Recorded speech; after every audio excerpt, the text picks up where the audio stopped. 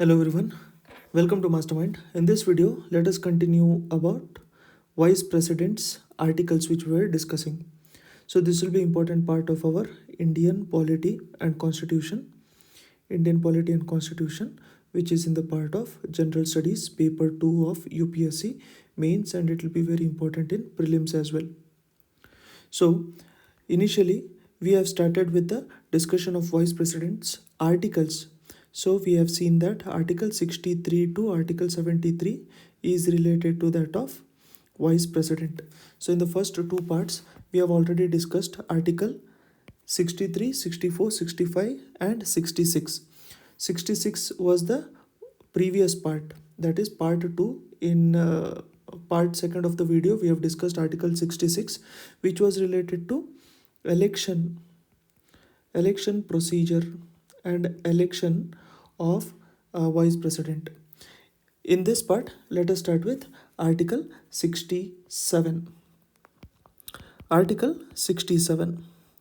Now article 67 says about term of office. So the term of office of vice president is 5 years. 5 years, that is from the date of their election, or from the date on which they enter the office, from there to 5 years is the term of office. Now in the meantime, if the vice president wants to resign, they have to submit a handwritten resignation to president. They have to submit it to the president. Second one, they can be removed by a resolution which is adopted by the Council of States, which is Rajya Sabha. But such resolution to remove can only be moved, but at least 14 days notice has to be given for the vice president. Only after that such resolution can be moved. Next one, subclause C says that a vice president shall, notwithstanding the expiration of his term, continue to hold the office until his successor enters his office. This we have seen in the part 1 only. That is, the term of office is 5 years. But let's say exactly on 30th January, vice president has to end their term of office because it completes their 5 years, example. But exactly on that date there won't be election also, right? It has to be conducted in the meantime. So until next vice president is elected and comes to the office, they will be holding the office. So that is, they will continue to hold the office until their successor enters the office. This is also very important point which is mentioned in article 67. Next one is article 68. So article 68 says about time of holding election to fill vacancy. Time of holding election to fill vacancy to vice president. That is, when this term which we saw here, right, that is from 30th January, they will be continuing to hold the office until the next vice president is elected. Now what is the time frame for this? That is mentioned over here. Now in this article 68 subclause 1 says that the election to fill vacancy caused by expiration of a term of vice president shall be completed before the expiration of the term only. So before expiration of term, the election will complete. Now if it is conducted before the expiration of term and one person has won the election, that doesn't mean that they will be appointed, they will be holding the office on that particular day. They will be waiting for the previous one to complete the term, that is the term of office of 5 years. Okay, so before expiration of the term, this election has to be completed. That is said in the subclause 1 of article 68. Subclause 2 says that an election in order to fill vacancy in the office of vice president This is expiration of term. But what if death there is death of vice president, or resignation which is submitted by vice president, or if they are removed, if they are removed. Okay, so if the vacancy is caused by death or resignation or removal, or otherwise shall be held as soon as after the occurrence of the vacancy, and the person elected to fill the vacancy shall, subject to the provisions of article 67, be entitled to hold office for full term of 5 years from the date on which they enter the office. Now what it is saying is that, let us say, on again 20th June there was a death, or let's say resignation or removal of the vice president. Then election has to be conducted immediately. Election has to be conducted immediately in order to fill this vacancy. Now, for for this June 20, let us say that person had completed 3 years. Let us say that person had completed 3 years, and still 2 years was left in order to complete the full tenure. Now when the new vice president is elected, they are not elected for 2 years. They are again elected for 5 years only. This is a this is the main thing which is written in this particular article. That is what, that uh, election held as soon as possible after the occurrence of vacancy, and the person elected to fill that vacancy shall, subject to the provision of article 67. Article 67 says that the term of office is 5 years. They are not elected for next 2 years, they are elected for next 5 years only. This is one thing which you have to remember. So 67 says about term of office, 68 says about the vacancy what can be caused. Then article 69, it says about oath or affirmation, oath or affirmation by vice president. That is, every vice president shall enter upon office after making and prescribing to and subscribing to this oath or affirmation only. Now what it says in the oath or affirmation: in his oath the vice president swears that he will bear true faith and allegiance to Constitution of India. This is very important.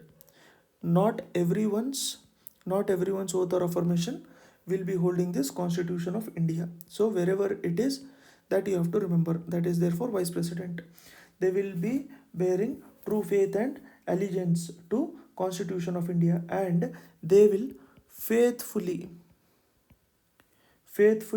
discharge the duties of the office.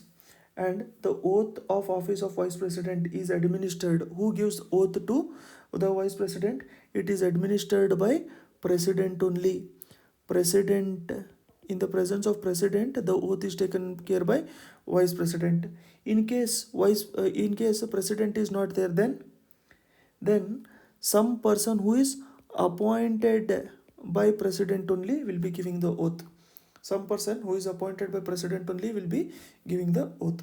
So 67 says about term of office, 68 says about the vacancy, 69 says about oath or affirmation, 68 says about oath or affirmation. Now, so next one is article 69 says about oath or affirmation, 68 says about vacancy to vice president. Next one, article 70. Article 70. Article 70 speaks about the functions, that is discharge of president's functions. That is, we have seen before that if president's office is vacant, or if the president is absent or the office is vacant, at that point of a time vice president will be taking care as a president. Vice president will be acting as president. So this discharge of president's function is mentioned in article 70.